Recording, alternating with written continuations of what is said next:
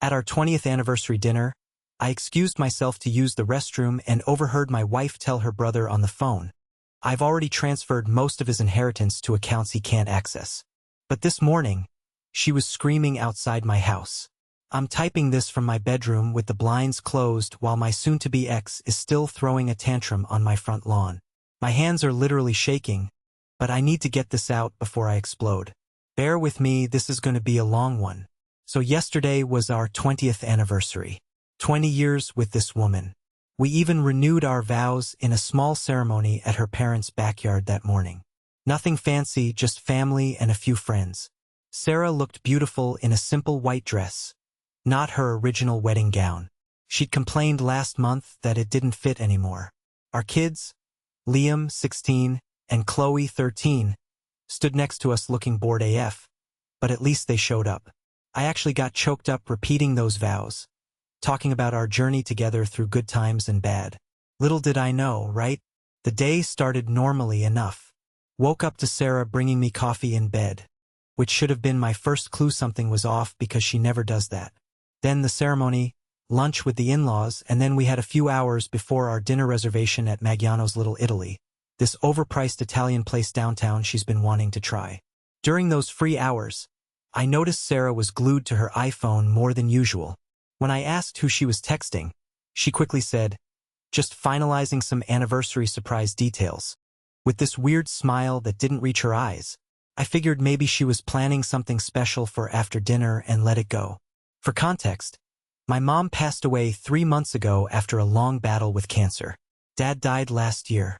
I was an only child, so I inherited everything. Their house, savings, Dad's vinyl collection, Mom's jewelry, the whole deal. Not millionaire money, but definitely enough to make a difference in our lives. We'd been talking about using some of it for the kids' college funds and maybe a long overdue kitchen renovation. Dinner started out fine. Sarah was being super attentive, touching my arm, laughing at all my jokes. The waiter brought us complimentary Prosecco for our anniversary. I remember thinking how lucky I was. Even though things had been rough since Mom died, Sarah hadn't been the most supportive during Mom's final weeks, always finding excuses not to visit the hospice with me, but I chalked it up to her being uncomfortable around illness. About halfway through the main course, I excused myself to use the restroom. The men's room was at the end of this narrow hallway past the kitchen. As I was walking back, I noticed Sarah had stepped into the same hallway with her Samsung Galaxy pressed to her ear. She didn't see me because she was facing the other way, talking in that intense whisper voice people use when they don't want to be overheard. I was about to call out to her when I heard her say my name, so I instinctively stepped back around the corner. I know, eavesdropping isn't cool, but something in her tone made the hair on my neck stand up. David has no idea," she was saying. "I've already transferred most of his inheritance to accounts he can't access. Once the house is sold next month, I'm filing for divorce and taking the kids to Florida." I legit thought I was having a stroke or something. My vision actually blurred for a second. "Yes, Ethan, I know it's been the plan all along, but now it's actually happening," she continued. "He's been so wrapped up in his grief over his mom that he hasn't noticed anything. The real estate agent said we should have multiple offers by next week." Real estate agent? Our house wasn't even on the market. "The kids will adjust," she said after a pause. "Liam might be difficult at first, but I've been talking up the Florida school, and you know how close Chloe and I are. Plus, they barely see David anyway since he's always working or was taking care of his mom." "Taking care of my dying mother? Sorry for the inconvenience, Sarah." "Don't worry about the timing," she went on. "The vow renewal this morning was actually perfect. It'll make him look even more clueless when this all comes out. Plus, no judge will believe he didn't know about the house sale when we just recommitted to each other. Let that sink in. My wife renewed our vows as a legal strategy." I must have made a noise because she suddenly turned around. I ducked back into the bathroom hallway, heart pounding so hard I could feel my pulse in my eyeballs. I heard her heels clicking back toward our table. I waited maybe 2 minutes, splashed cold water on my face, and somehow managed to walk back like nothing had happened. She smiled at me, asked if I wanted to share the tiramisu. I don't know how I made it through the rest of that dinner. I ordered a bottle of champagne because I didn't know what else to do. My brain was literally buffering. I kept looking at her face, this face I've woken up next to for 20 years, and wondering who this person really was. She kept checking her Google Pixel under the table, probably texting her brother more details about how she was destroying my life while I paid for her overpriced pasta. On the drive home, she kept trying to hold my hand over the console. I let her because what the actual else was I supposed to do? I needed time to think. My head was spinning with questions. How long had she been planning this? How much money had she already taken? Where was she finding a place in Florida? Had she been unhappy all this time? When we got home, she was all over me, trying to initiate anniversary sex. I faked a migraine, first time I've ever turned down sex in our marriage, and said I needed to take something and lie down. She looked annoyed but said she understood. While she was in the bathroom getting ready for bed, I checked our joint accounts on my iPhone. Cleaned out, just enough left for bills and groceries. I opened our safe where I'd been keeping some of my mom's jewelry I couldn't bear to look at yet. Empty. My dad's watches that I was saving for Liam. Gone. I waited until she fell asleep, then went downstairs and opened my laptop. Turns out my loving wife had been busy. I found emails with a real estate agent about our house, listed last week as coming soon, communications with a school district in Orlando, and an email thread with some dude named Ben about a fresh start that made my stomach turn. I spent the night making calls. First to my buddy Kevin, who let me crash at his place for a few hours while I sorted my head out. Then to my sister Olivia, who lives a few hours away. By 6 a.m., I had a locksmith at the house changing every lock. I'd already packed a bag with essential documents and irreplaceable items. When Sarah woke up and realized I wasn't there, she started blowing up my Samsung Galaxy. I didn't answer. I was at the bank when it opened at 9 a.m., explaining the situation. Then I called a lawyer, Ms. Harrison, who said she could see me at 11 o'clock. I went back to the house around 10 o'clock, knowing Sarah would be at her yoga class. Grabbed more of my stuff and the kids' important documents. Left a note taped to her vanity mirror that just said, "I heard everything at the restaurant. Lawyer up." And then I left, went straight to Ms. Harrison's office where I laid everything out. She was typing notes so fast I could barely keep up. She helped me file emergency motions to freeze the remaining assets and prevent the house sale. I was sitting in my car in Ms. Harrison's parking lot when Sarah's first hysterical voicemail came through. She'd gone home, found the locks changed and my note. The voicemail was just her screaming about how I couldn't do this, how I was overreacting, how she could explain everything. I blocked her number and drove back to the house. I needed to be there when Liam and Chloe got home from school. They deserved to hear what was happening from me, not from their mother's twisted version. When I pulled into our driveway, there she was, pounding on our front door, mascara streaking down her face, screeching like a banshee.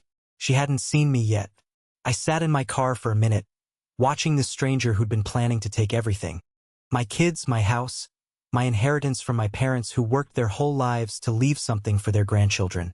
As I'm typing this, she's still out there, now sitting on the porch making tearful phone calls, probably to Ethan or maybe to Ben. The neighbors are definitely getting a show. My iPhone is blowing up with texts from friends asking what's going on. Liam called about 20 minutes ago asking why Mom is sending him frantic texts about me having a breakdown. The manipulation has already started. Tonight, I'm picking up the kids from their after-school activities before she can. Then I'm laying it all out. The money, the Florida plan, all of it. Not looking forward to crushing their world, but I refuse to let her spin this narrative. This morning she was screaming outside my house. By tonight, she'll realize I'm just getting started. Update. First off, holy you guys. The support on my last post blew up my notifications. I didn't expect so many people to care about my train wreck of a life. Some of you called BS, and honestly, I wish you were right. Thanks for the awards and DMs offering legal advice. Special shout out to the 3 divorce attorneys who sent me their contact info. I'm good with Ms. Harrison for now, but appreciate it. Picking up where I left off. There I was, sitting in my car watching Sarah have a complete meltdown on our front lawn like she was auditioning for a reality show. The neighbor across the street, nosy Mrs. Davis, who's been judging our parenting since Liam was in diapers, was casually watering plants that didn't need watering. Great. I finally got out of the car and Sarah spotted me. The screaming stopped immediately. Her face did this weird transformation from rage crying to relief. She literally ran toward me with her arms out like we were in some airport reunion scene. I sidestepped her hug attempt, which made her stumble in her fancy sandals she always overpays for. That's when the gaslighting Olympics began. According to Sarah, I completely misunderstood her conversation with Ethan. The money transfers were just reorganizing our finances for tax purposes, and Florida was for a potential family vacation she wanted to surprise me with. The house wasn't being sold, just appraised to refinance. Y'all, she looked me dead in the eyes while spewing this BS. 20 years together and I never realized what an incredible liar I am. I told her I'd seen the emails, all of them, including the one with Ben. Her face went from fake concern to ghost white so fast I thought she might faint. Then came the tears, not the angry ones from before, but the calculated ones she uses when she wants something. She started talking about how lonely she'd been while I was caring for my mom, how she made one mistake with Ben, but it didn't mean anything. One mistake that apparently required months of detailed planning and stealing my dead parents' money. Got it. I told her she had 30 minutes to get whatever she needed from the house while I supervised. Then she needed to leave. She switched tactics again. Now I was scaring her and not acting like myself. I laughed in her face, told her she was right. The old David would have believed her lies and tried to fix a marriage she'd already demolished. When we got inside, she headed straight for the bedroom closet where we keep our documents safe. Too bad I'd already emptied it. The look on her face when she realized I'd beaten her to it almost worth the price of admission to this nightmare. While she frantically threw clothes into a suitcase, I checked my Google Pixel and saw 10 missed calls from Ethan. Interesting timing. Apparently Big Bro was concerned about his sister's mental health and wanted to understand what was happening. Sure, dude. I didn't call him back. Instead, I texted Liam to meet me at the Panera Bread near his school after last period. Sent the same to Chloe. Sarah saw me texting and demanded to know if I was contacting the kids. Told her I wasn't going to let her poison them against me before they heard the truth. That set off another round of crying and accusations. When her 30 minutes were up, she refused to leave, started talking about her legal rights to the house. That's when I played my first card. Showed her the documents Miss Harrison had prepped detailing the financial fraud and unauthorized transfer of inherited assets, which are not considered marital property in our state. Mentioned that criminal charges were a possibility. She left. Not quietly, but she left. Meeting the kids was rough, I'm not gonna lie. I almost buckled seeing their confused faces. Liam had that guarded teenager look while Chloe was on the verge of tears before I even said anything. I didn't dump everything on them at once. That would have been just too much. I explained that Mom and I were having serious problems, that some money issues came up, and that they'd be staying with me at the house for now while we sorted things out. Liam saw through the sugar coating immediately, asked straight up if we were getting divorced. Smart kid. I said, probably yes. Chloe started crying, which tore my heart out. Liam put his arm around her. This kid who usually acts like his sister is radioactive, actually comforted her. Nearly lost it myself seeing that. Then Sarah started blowing up their phones. Liam read his messages out loud. According to Mother of the Year, I was having a stress breakdown after Grandma died, had stolen money from our accounts, and was making up stories about her. She told them to come to Aunt Olivia's where she was staying and not to be alone with me because I was unpredictable. The nerve. Liam looked confused, but Chloe was getting scared. I did the only thing I could, showed them some of the evidence, the real estate listing their mother had created without telling anyone, the apartment inquiry emails from Orlando, the bank transfers. Not the Ben stuff. They didn't need that image of their mom. The drive home was silent. Neither kid knew what to say, and honestly, neither did I. When we got to the house, they both went straight to their rooms. Can't blame them. While they processed, I went into full detective mode. Pulled up our cell phone account and downloaded Sarah's call logs for the past 6 months. Found dozens of calls to an Orlando number that had to be Ben. checked our Target order history, and found a Nook book purchased by Sarah titled Co-Parenting After a Contentious Divorce, purchased 3 months ago. The hits kept coming. I logged into our rarely used family Samsung Galaxy tab and found she hadn't signed out of her Outlook. Hundreds of emails I hadn't seen yet. The most damning was from her best friend Jessica, with the subject line, David's mom's funeral survival strategy. The email was all about how to get through the day and keep up appearances until the exit plan was ready. These people were strategizing about how Sarah should act at my mother's funeral. Around 8 p.m., the doorbell rang. There stood Ethan with his typical smug face. Behind him, a police officer. According to them, I had illegally evicted Sarah from her residence and was withholding her necessary medical items. Complete BS.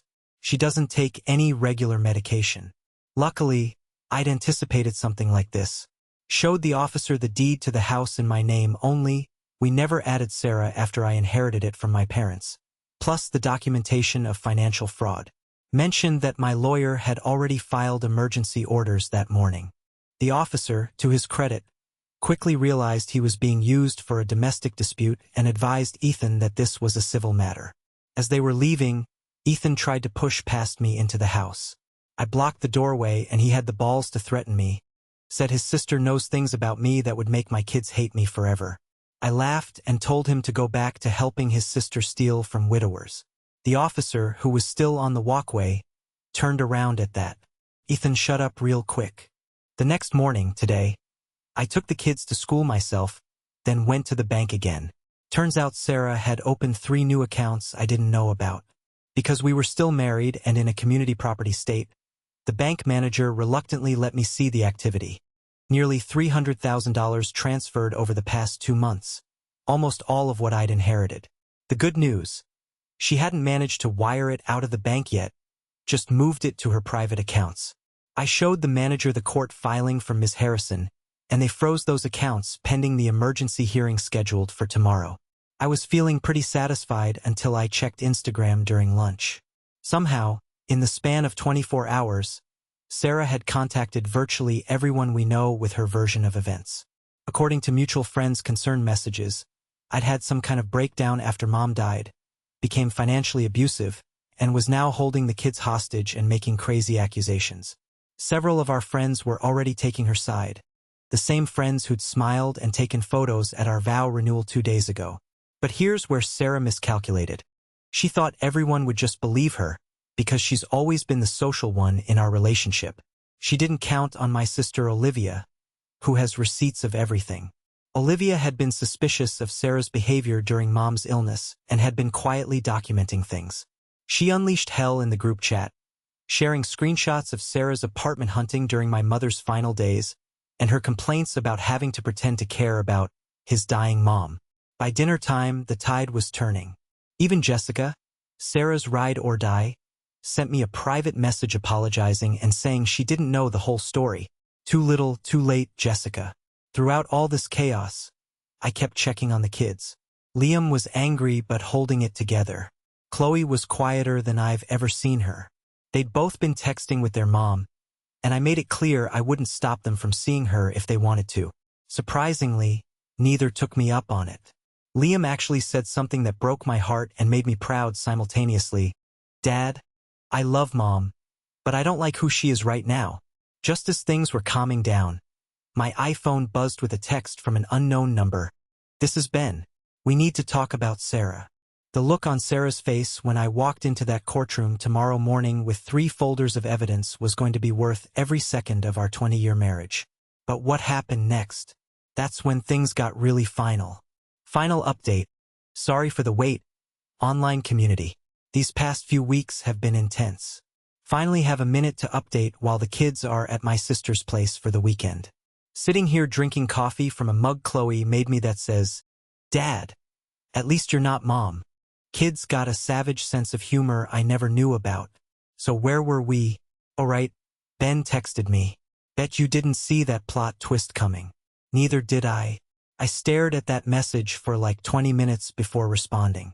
Part of me wanted to tell this homewrecker to go pound sand, but my curiosity won out. We agreed to meet at this dingy Waffle House off the highway, Neutral territory where nobody we knew would see us.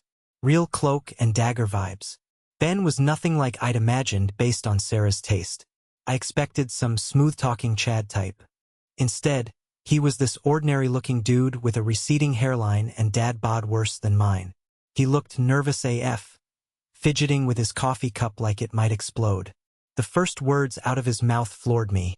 He apologized, said he'd had no idea Sarah was still with me. According to her, we'd been separated for over a year, just living together for the kids' sake while finalizing our divorce. She told him I was emotionally abusive and had gambled away our savings, which was why she needed to protect what little money she had left. I nearly flipped the table. Showed him pictures from our vow renewal ceremony 3 days earlier. The color drained from his face faster than our toilet with that perpetually running problem I never fixed. Turns out Ben wasn't just some random side piece. He was her high school boyfriend before me. They'd reconnected on Instagram 18 months ago when he commented on some throwback photo she posted. Classic. What he said next changed everything. Sarah had convinced him to transfer her $50,000 of his own money to help with her escape plan, after she showed him fake bank statements suggesting I was hiding assets. He'd been saving that money for his kids' college fund. Let that sink in. She wasn't just stealing from me, she was scamming this poor schmuck too. I almost felt bad for the guy. Almost. He pulled out his Samsung Galaxy and showed me everything. Her sob story texts, the fake documents, the apartment in Orlando they were supposedly going to share. He even recorded their last phone conversation after he saw my text to her about the financial fraud. In the recording, she slipped up and revealed she'd been planning this for over 2 years, since before my dad even passed away. 2 years. By the end of our awkward breakfast meeting, Ben agreed to testify if needed. We weren't exactly bros, but we'd both been played by a master manipulator. The enemy of my enemy and all that. I barely slept that night. The emergency hearing was scheduled for 9 a.m. and Ms. Harrison wanted to meet beforehand to go over our strategy. The kids were quiet at breakfast, Chloe pushing her Lucky Charms around the bowl, Liam headphones on, scrolling through TikTok with that dead-inside teenage expression. Normal morning, except for the whole "mom tried to steal our life savings" thing hanging in the air. Dropped them at school with awkward hugs and promises to text updates. The hallway smelled like that weird combination of floor cleaner and adolescent anxiety that takes me back to my own high school days every time. Some things never change, even when everything else falls apart. Court was nothing like those dramatic TV shows. The family court was this depressing beige room with uncomfortable chairs and fluorescent lighting that made everyone look like they had jaundice. I spotted Sarah and Ethan immediately. Her in a conservative navy dress I'd never seen before, clearly purchased for responsible mom vibes. Him in a tie that probably cost more than my car payment. Their faces when Ben walked in behind me and sat on our side? Absolutely priceless. Sarah's eyes got so wide I thought her contacts might pop out. Ethan started furiously whispering to her while their lawyer, this slick dude with cufflinks that screamed, "I charge $500 an hour," looked increasingly confused. The judge was a no-nonsense older woman who seemed like she'd seen every dirty divorce trick in the book. When Ms. Harrison presented the financial evidence, the bank transfers, the secret home listing, and finally Ben's testimony about the fake separation story and additional fraud, the judge's expression went from neutral to ice-cold. But the real bombshell? Olivia had found Sarah's secret TikTok account. Who knew 41-year-olds were on TikTok? Where she'd been documenting her escape plan in vague terms for months. Nothing explicitly incriminating, but tons of videos with captions like, "Setting yourself free after 20 years," and "When he thinks you're planning an anniversary but you're planning a new life," all time-stamped before my mother died, proving this wasn't about her being neglected during mom's illness. The spectacle of a family court judge watching TikTok videos on the court computer while Sarah squirmed might have been funny if it wasn't so pathetic. When Sarah finally spoke, she tried the tearful victim routine again, claimed I'd been emotionally distant for years. Debatable, but who isn't sometimes? That she'd felt trapped, that the money was just her ensuring security because she was afraid of confronting me directly. She even tried suggesting Ben was lying to get back at her for ending their brief affair. The judge wasn't buying it, cut her off mid-sob and asked about the house listing. Sarah claims she was just exploring options and never intended to actually sell. The judge pulled up the signed contract with a real estate agent authorizing the sale and asked if that was her signature. It was. When the dust settled, the judge granted my emergency petition to freeze all assets pending full divorce proceedings, gave me temporary full custody of the kids. Sarah got supervised visitation until a proper custody hearing, and most importantly, declared my inheritance as separate property that Sarah had no right to transfer. She also mentioned potential criminal charges for the financial fraud, though that would be up to the DA to pursue. Watching Sarah's carefully constructed plan collapse in real time was both satisfying and heartbreaking. 20 years together, and it ended with her sobbing in a beige courtroom while a bored stenographer recorded every word. The aftermath was messy, as real life tends to be. Ethan confronted Sarah in the courthouse hallway. Turns out Big Brother didn't know the full extent of her scheming. He'd been helping her because she convinced him I was financially abusive. When he realized she'd been lying to him too, he completely lost it, called her a disgrace to their family, and walked out. Haven't seen him since. Telling the kids was hard. We sat at our kitchen table with the wobbly leg I've been meaning to fix for months, eating takeout pizza because cooking felt impossible. I stuck to the facts without demonizing their mother. They'd figure out their own feelings about her actions. Liam asked practical questions about living arrangements and school. Chloe just wanted to know if Mom still loved them. Gutted me. The next few weeks were a blur of meetings with Miss Harrison, more court appearances, and trying to maintain some normalcy for the kids. Sarah moved in with Jessica, who apparently chose friendship over loyalty despite her earlier apology text. She started her supervised visits with the kids at my sister's house. Olivia generously offered her place as neutral territory. Those visits were awkward AF at first. Sarah would bring elaborate gifts, clearly trying to buy back their affection. Liam returned most of them. Chloe kept them but seemed confused about how to feel. The court-appointed supervisor, this gentle older lady who knitted during the visits, made notes of everything.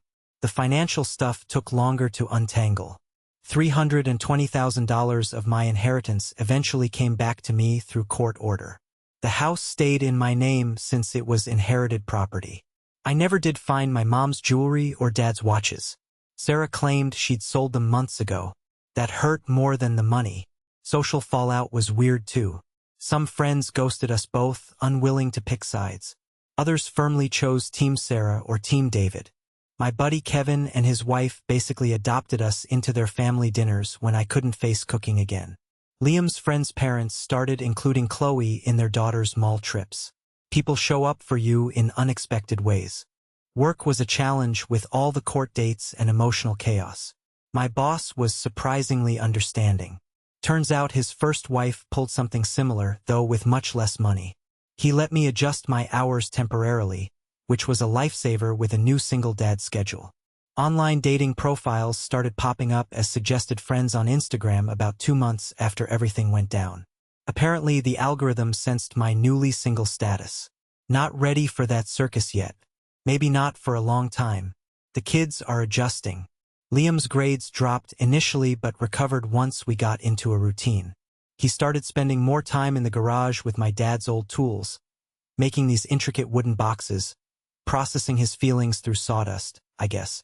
Chloe went through a phase of calling Sarah every night crying, then not speaking to her for weeks. Now they're finding a new normal. As for Sarah, last I heard, Florida dreams are on hold.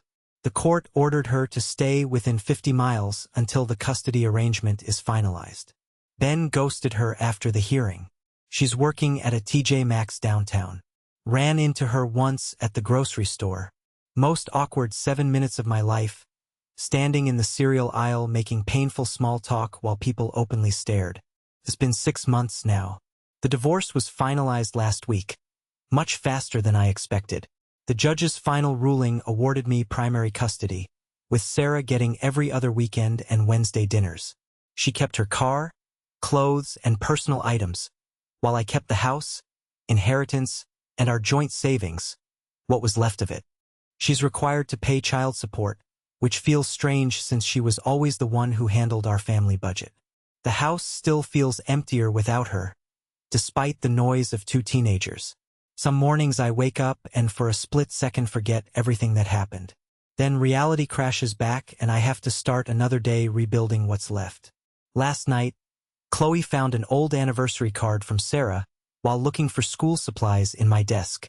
It had all these promises of forever and growing old together. She asked if I was sad about losing that future. Smart kid asked the toughest question. I told her I wasn't sad about losing a future that was never real to begin with. The Sarah I thought I knew, the one who wrote that card, didn't actually exist. I'm sad about that, but not about losing the woman who could smile at me over anniversary dinner knowing she was planning to destroy me. Still figuring out this new normal one day at a time. The bathroom sink is leaking again. Liam needs new soccer cleats, and Chloe's having friends drama I barely understand. Life goes on, messy and imperfect, but at least it's honest now. And that TikTok account Sarah had? Still active. Her latest video series is about healing after narcissistic abuse and finding yourself after divorce. The comment section is full of supportive strangers who don't know the real story. I could correct the record, but what's the point? Some people never stop rewriting history. Me? I'm just trying to write a better future for the three of us who remain.